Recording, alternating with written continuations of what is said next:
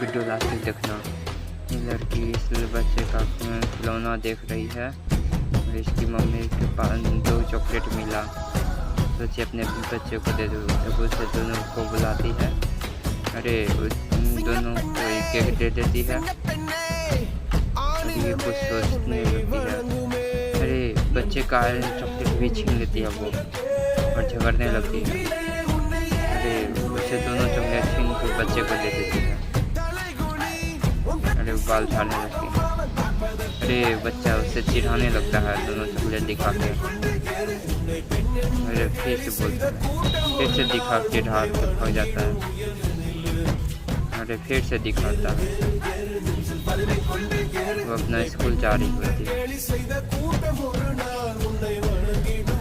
अरे उतना बैग में देखती है 2 चॉकलेट मिलता है।